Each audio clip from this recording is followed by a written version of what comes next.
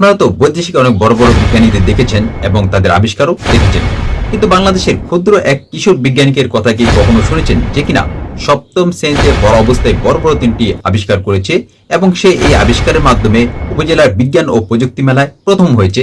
তাকে দেখার জন্য প্রতিদিনই আশেপাশের এলাকার লোকজন তার বাসায় এসে ভিড় করছে। আর হ্যাঁ, আপনাদেরকে যে কিশোরের কথা এতক্ষণ আপনাদের বলছিলাম সে হচ্ছে মেহেরপুরের গাঙ্গানী উপজেলার সাহেবপুরের বহুমুখী মাধ্যমিক বিদ্যালয়ের সপ্তম শ্রেণীর ছাত্র আল কাসাব।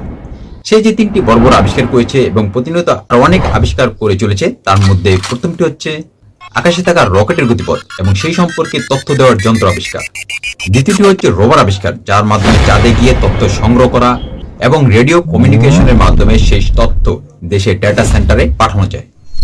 তৃতীয়টি হচ্ছে 180 ডিগ্রি অ্যাঙ্গেলে নাইট ভিশন ক্যামেরা, যার মাধ্যমে চাঁদে থাকা কিউরিসিটি রকেটের উপরে একটি রাডার স্থাপন করা হয়েছে।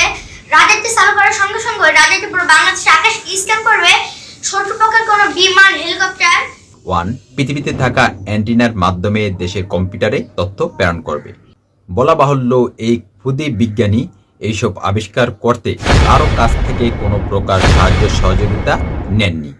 বিভিন্ন স্থান থেকে বিভিন্ন পরিত্যক্ত যন্ত্রপাতি সংগ্রহ করে সেগুলোকে পুনরায় রিপেয়ার করে তার এই যন্ত্র আবিষ্কারের কাজে এই যন্ত্রগুলোকে ব্যবহার করেছে।